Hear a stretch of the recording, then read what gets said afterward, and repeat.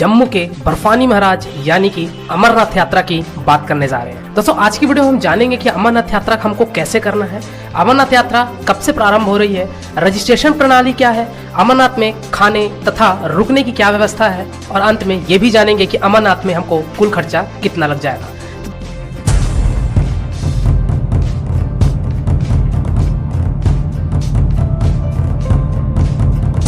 दोस्तों बने रहिए मेरी वीडियो में, एक एक करके सारी बातों को पॉइंट टू पॉइंट हम समझेंगे जिससे आपको अमरनाथ यात्रा जाने के लिए काफी सहूलियत मिले। सबसे पहली बात करते हैं दोस्तों कि अमरनाथ यात्रा शुरू कब से हो रही है। दोस्तों अगर मैं 2021 की बात करूं तो आपका अमरनाथ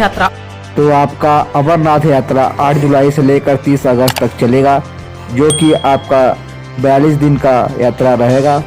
और दूसरी बात ये दोस्तों कि हमको अमरनाथ यात्रा जाने के लिए रजिस्ट्रेशन तथा मेडिकल सर्टिफिकेट बनवाना अति आवश्यक है। तो हम ये भी जान लेते हैं कि हमको ये कहाँ से बनवाना है और हमको कैसे बनवाना है। दोस्तों 1 अप्रैल से रजिस्ट्रेशन शुरू हो चुकी है अमरनाथ यात्रा जाने वालों के लिए। तो अगर आप अमरनाथ यात्रा जाना चाहते हैं तो इस वेबसाइट से आप परफॉर्मा डाउनलोड करके आप रजिस्ट्रेशन करवा सकते हैं। और दूसरी चीज ये कि आपको बनवाना पड़ेगा मेडिकल सर्टिफिकेट। दोस्तों मेडिकल सर्टिफिकेट आपके किसी सरकारी डॉक्टर की होनी चाहिए जो कि साइन बोर्ड के द्वारा निर्धारित की जाती है। तो आपके शहर से, आपके राज्य से जो भी मेडिकल ऑफिसर होगा वो आप इस वेबसाइट में जाके डाउनलोड कर लीजिए और आप अपना मेडिकल सर्टिफिकेट बनवा सकते हैं। दोस्तों मेडिकल सर्टिफिकेट के साथ साथ यात्रा पर्ची भी आपको लगेगी। यात्रा पर्ची दोस्तों आपको पंजाब नेशनल बैंक या फिर जम्मू एंड कश्मीर बैंक या फिर यस बैंक, ये तीनों बैंक में आप कहीं से भी जाके प्राप्त कर सकते हैं। वहां से आपको यात्रा पर्ची प्रदान कर दी जाएगी। इन तीनों में से जो भी आपका नजदीकी बैंक है वहां से जाके आप अपना यात्रा पर्ची वाला काम भी करवा सकते हैं। चलिए दोस्तों अब बात करते हैं कि हमको अमरनाथ यात्रा कैसे पहुंचनी है। दोस्तों यहाँ पे आपके पास 2 ऑप्शन है। एक तो ऑप्शन है कि अगर आप अमरनाथ यात्रा दर्शन करना चाहते हैं तो वो है आपका पहलगाम मार्ग, और दूसरा ऑप्शन है दोस्तों आपका बालटाल मार्ग। एक एक करके दोनों मार्ग के बारे में समझेंगे, लेकिन सबसे पहले हम पहलगाम मार्ग के बारे में जानते हैं, उसके बाद हम बालटाल मार्ग भी जानेंगे। इन दोनों चीजों को जानने से पहले सबसे पहले ये जानते हैं कि पहलगाम मार्ग और बालटाल मार्ग में फर्क क्या है, हमको कौन सा रास्ता चुनना चाहिए पहले, जिससे हमको यात्रा में परेशानी का सामना ज्यादा न करना पड़े। दोस्तों अगर मैं बात करूं पहलगाम मार्ग का, तो पहलगाम मार्ग से जो आपको वॉकिंग डिस्टेंस तय करनी है, यानी कि जो आपको पैदल ट्रैकिंग करनी है, वो आपको लगभग 32 किलोमीटर करनी है। और वही अगर मैं बात करूं कि अगर आप बालटाल मार्ग होते हुए जाएंगे तो आपको केवल 14 से 15 किलोमीटर का पैदल डिस्टेंस तय करना पड़ेगा। लगभग आपको डबल से भी ज्यादा दूरी तय करनी पड़ जाती है अगर आप पहलगाम मार्ग से जाते हैं। अब यहाँ पे प्रश्न आता है कि हम पहलगाम मार्ग से जाएं या फिर हम बालटाल मार्ग से जाएं। दोस्तों और मेरा रिकमेंडेशन ये रहेगा कि आप पहलगाम मार्ग से जाइए और बालटाल मार्ग से वापस आइए। अब आपके मन पे प्रश्न ये आ रहा होगा कि बालटाल मार्ग छोटा होने के बावजूद मैं आपको 32 किलोमीटर के रास्ते को चयन करने के लिए क्यों बोल रहा हूँ। इसका कारण यह है दोस्तों कि पहलगाम मार्ग से अगर आप चलते हैं यानी कि चढ़ाई करते हैं तो आपको एक नॉर्मल चढ़ाई देखने को मिलेगी, ज्यादा आपको थकान महसूस नहीं होगा। लेकिन अगर मैं बात करूं बालटाल मार्ग से, तो दोस्तों आपको वहाँ पे कुछ ज्यादा ही खड़ी चढ़ाई देखने को मिलती है, जिससे आपको थकान और सांस फूलने की समस्याएं काफी ज्यादा होती है। 14 किलोमीटर का रास्ता आप बालटाल मार्ग से अगर जाते हैं तो आप एक ही दिन में बाबा बर्फानी के पास पहुंच जाएंगे। लेकिन वही अगर पहलगाम मार्ग से जाएंगे तो आपको 2 से 3 दिन आपको लग जाएगा, क्योंकि आप टुकड़े टुकड़े में रुक रुक कर आप बाबा बर्फानी के पास पहुंचेंगे, क्योंकि 32 किलोमीटर पैदल यात्रा काफी ज्यादा होती है। तो आपको समझ में आ गया होगा कि हम पहलगाम मार्ग से जाएंगे और बालटाल मार्ग से वापस आएंगे। चलिए दोस्तों अब बात कर लेते हैं कि हम पहलगाम तक पहुंचे कैसे या फिर हम बालटाल तक कैसे पहुंचे। सबसे पहले आपको आना पड़ेगा जम्मू के रेलवे स्टेशन। अगर आपका ऑप्शन बाई ट्रेन है तो आप जम्मू के रेलवे स्टेशन पहुंचे, यानी कि जम्मू तवी पहुंचिए। और अगर आपका ऑप्शन फ्लाइट है तो जम्मू में ही बना हुआ है एयरपोर्ट, तो आप जम्मू एयरपोर्ट पहुंचकर आप आगे की यात्रा बाई बस कर सकते हैं। दोस्तों हम जम्मू पहुंच चुके हैं। जम्मू के बाद अब हमको बस कहां से लेनी है इसकी बात कर लेते हैं। दोस्तों जम्मू से 7-8 किलोमीटर की दूरी पे बना हुआ है भगवती नगर, और इसी भगवती नगर से आपको अमरनाथ यात्रा के लिए बस सुविधा मिलेगी। दोस्तों जम्मू से आपको ऑटो वाला 40 से 50 रुपए में भगवती नगर छोड़ देगा। भगवती नगर में दोस्तों आपका रुकने की व्यवस्था है। अगर आपकी ट्रेन रात के समय की है या फिर शाम के समय की है तो आप भगवती नगर जाकर वहां पर रुक सकते हैं। वहां पे आपको 100-150 रुपए में टेंट मिलेगा और वहां पे आपको होम स्टे भी मिलेगा, यानी कि लोग अपने घर पे भी आपको ठहरने की व्यवस्था देते हैं। तो आप 100-150 रुपए में वहां पे आपको रुकने की व्यवस्था हो जाएगी भगवती नगर जम्मू में। दोस्तों अगर आप अमरनाथ यात्रा करने जा रहे हैं तो आप एक चीज के लिए निश्चिंत रहिए कि आपको वहाँ पे किसी भी तरीके की खाने पीने की समस्या होगी, क्योंकि वहाँ पे आपको हर जगह लंगर मिलेगा। भोलेनाथ की कृपा से आपको जगह जगह पे आपको भोजन की व्यवस्था, चाय पानी की व्यवस्था, आपको मेडिसिन की व्यवस्था मिलती रहेगी। अगर आप पैदल यात्रा करें चाहे आप बस की यात्रा करें, तो आप खाने पीने के लिए निश्चिंत रहिए। निःशुल्क भोजन वहाँ पे प्रदान किया जाता है भोले बाबा के आशीर्वाद से। चलिए दोस्तों आगे बढ़ते हैं। दोस्तों हम भगवती नगर से मॉर्निंग में बस आपकी चलती है। आप अगर भगवती नगर पहुंच जाते हैं शाम के समय पे तो आप बस की टिकट निकलवा लीजिए। अगर हम बात करें पहलगाम मार्ग से जाने की तो दोस्तों भगवती नगर से जो पहलगाम की जो दूरी है वो आपकी लगभग 315 किलोमीटर पड़ जाती है और यह 315 किलोमीटर दूरी तय करने के लिए आपको लगभग 10 से 11 घंटे बस का सफर लग जाता है। बस की अगर यहाँ पे टिकट की कॉस्ट की बात करूँ दोस्तों तो आपको लगभग 500 रुपए देना पड़ेगा प्रति व्यक्ति और आप अपना सीट पकड़िए और आप भोलेनाथ का नाम लेते हुए हम रवानगी लेते हैं पहलगाम की तरफ। दोस्तों अगर वही भगवती नगर से अगर आप बालटाल मार्ग वाले रास्ते से जाते हैं तो अगर मैं उसकी बात करूं वो आपकी लगभग 370 किलोमीटर की पड़ जाती है, जो कि आपको लगभग 600 रुपए पर व्यक्ति के हिसाब से कॉस्ट पड़ेगा और आप बालटाल 12 से 13 घंटे में पहुंच जाएंगे। तो दोस्तों आपको ये वाला सफर तो क्लियर हो गया होगा कि हमको पहलगाम और हमको बालटाल कैसे पहुंचना है, क्या बस की टिकट है और साथ ही साथ हमको कितना घंटा लग जाएगा।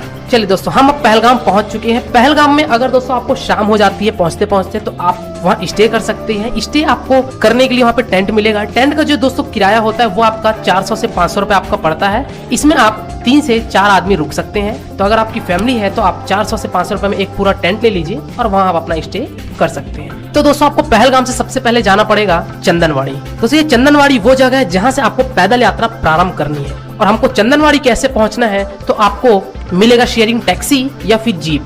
तो आप पहलगाम से चंदनवाड़ी तक आप बाई जीप या फिर शेयरिंग टैक्सी के द्वारा पहुंच सकते हैं, जो कि 16 किलोमीटर की दूरी आपकी ये पड़ जाती है और ये 16 किलोमीटर की दूरी दोस्तों आपकी लगभग 1 घंटे लेगा और आप चंदनवाड़ी पहुंच जाएंगे।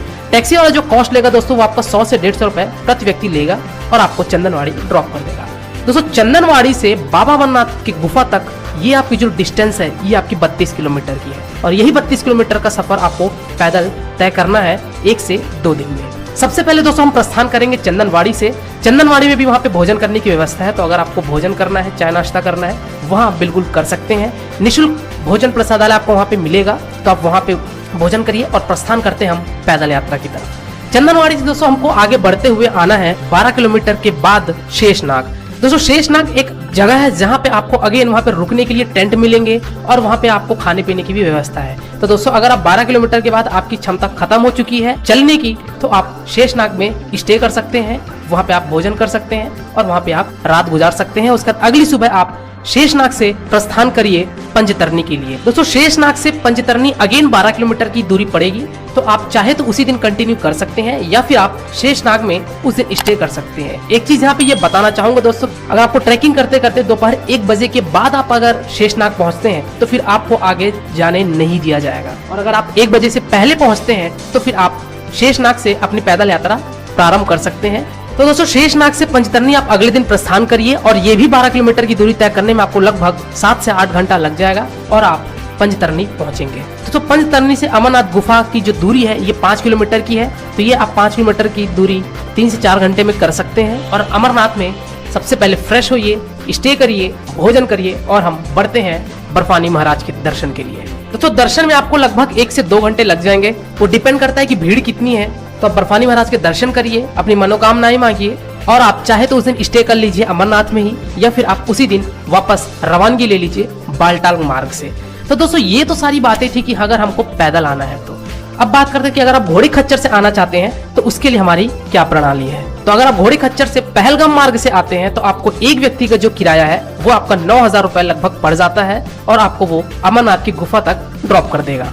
और वही अगर आप पालकी लेते हैं दोस्तों तो पालकी का जो पहलगाम से जो अमरनाथ गुफा की जो रेंट है वो आपका 28,000 रुपए होता है, जो कि बहुत ज्यादा होता है एक व्यक्ति को वहन करने के लिए। और तीसरा ऑप्शन दोस्तों आपके पास बचता है जो कि सबसे सस्ता है, वो है हेलीकॉप्टर से। दोस्तों अगर आप पैदल यात्रा नहीं करना चाहते हैं तो आपके पास हेलीकॉप्टर का भी ऑप्शन है। तो हेलीकॉप्टर का जो टिकट है दोस्तों वो आपका 6200 रुपए एक व्यक्ति का पड़ता है राउंड ट्रिप का, यानी कि जाने का और वापस आने का। तो आप इस वेबसाइट में जाके अपनी हेलीकॉप्टर की बुकिंग करवा सकते हैं अगर आप हेलीकॉप्टर से यात्रा करना चाहते हैं तो। चलिए दोस्तों अब यही कीमत हम अपने बालटाल मार्ग से बात कर लेते हैं कि अगर हम बालटाल मार्ग से बर्फानी महाराज के दर्शन करने जाते हैं तो हमको घोड़े का जो किराया पड़ेगा दोस्तों वो आपका लगभग 6,000 रुपए पड़ता है। और वही अगर मैं बात करूं दोस्तों पालकी का, तो पालकी का 15,000 रुपए एक व्यक्ति का पड़ता है। और हेलीकॉप्टर की अगर मैं बात करूं दोस्तों तो आपका 3600 रुपए आने तथा जाने का पड़ जाता है, यानी कि राउंड ट्रिप का ये फेयर पड़ जाता है। दोस्तों यहाँ पे घोड़े और पालकी की जो रेट जो मैं बता रहा हूँ यहाँ पे, ये आपके दोनों ही ट्रिप का है, यानी कि आपको पालकी से छोड़ेगा भी और वापस आपको पहलगाम या फिर आप अगर बालटाल से आना चाहते हैं तो बालटा तक आपको ड्रॉप कर देगा। तो दोस्तों ये 3 ऑप्शन थे आपके पास अगर आप पैदल यात्रा नहीं करना चाहते हैं। चलिए दोस्तों अगली बात करते हैं कि हमको अमरनाथ यात्रा के लिए कितने दिन का ट्रिप बनाना चाहिए। दोस्तों अगर आप पहलगाम मार्ग से जाते हैं अमरनाथ यात्रा के लिए तो आप लगभग 8 से 9 दिन का अपना ट्रिप बनाइए। और वही अगर आप बालटाल मार्ग से जाते हैं जो कि आपको 14 किलोमीटर की चढ़ाई करनी पड़ती है, इसलिए वहाँ पे आपको समय कम लगता है, तो उसके लिए आप 5 से 6 दिन का ट्रिप बनाइए। लेकिन मेरा यहाँ पे एक रिकमेंडेशन ये भी रहेगा दोस्तों कि अगर आप घोड़े खच्चर या फिर हेलीकॉप्टर से जाते हैं तो आप बालटाल वाले रास्ते से जाइए, क्योंकि वहाँ पे आपको पैदल चढ़ना नहीं है और पैदल चढ़ना नहीं है तो आपको चढ़ाई का भी आभास नहीं हो पाएगा, जिससे आपके कॉस्ट भी कम होंगे और आपका समय भी कम लगेगा। चलिए दोस्तों लास्ट बात कर लेते हैं कि हमको अमरनाथ यात्रा के लिए कुल खर्चा कितना लग जाएगा। दोस्तों वैसे तो आपको सिर्फ टेंट का ही खर्चा होगा, क्योंकि वहाँ पे आपको सिर्फ रुकने के ही कॉस्ट देने पड़ते हैं और आपके जो भी बस के फेयर होंगे वो वहाँ पे आपको निःशुल्क भोजन मिलती है, तो उसका फेयर तो आपका ऐड होगा नहीं। तो यहाँ पे एक एस्टिमेट कॉस्ट अगर मैं बात करूँ कि एक व्यक्ति का जो किराया लगेगा वो आपका लगभग 2500 से 3000 रुपए में आप आराम से बर्फानी महाराज के दर्शन कर लेंगे। दोस्तों इस फेयर में आपके किसी भी तरीके की ट्रेन की टिकट, फ्लाइट की टिकट को मैंने ऐड नहीं किया है। और साथ ही साथ अगर आप घोड़े खच्चर का विकल्प चुनते हैं या फिर हेलीकॉप्टर का विकल्प चुनते हैं तो ये फेयर आपका अलग रहेगा। मैं सिर्फ पैदल यात्रा करने वाले यात्रियों की अगर मैं बात करूं तो वो आपका 2500 से 3000 रुपए लगेगा अमरनाथ यात्रा तय करने के लिए। तो दोस्तों आपको समझ में आ गया हो कि अमरनाथ यात्रा कैसे प्लानिंग करनी है। इसके बावजूद अगर आपको कोई क्वेरी है या फिर अगर आपको कोई डाउट है तो आप मेरे इंस्टाग्राम आईडी डेफिनेटली आपके जो भी प्रश्न होंगे मैं उसके जरूर उत्तर दूंगा और आपके डाउट क्लियर करने का प्रयास करूंगा। और मेरे GMK अंकित ब्लॉग को सब्सक्राइब कीजिए, सब्सक्राइब करिए। आज की वीडियो में दोस्तों फिलहाल इतना ही, मिलते हैं फिर एक नई वीडियो के साथ, एक नई यात्रा के साथ। तब तक के लिए शुक्रिया। ओम नमः शिवाय, हर हर महादेव। आपकी यात्रा मंगलमय हो।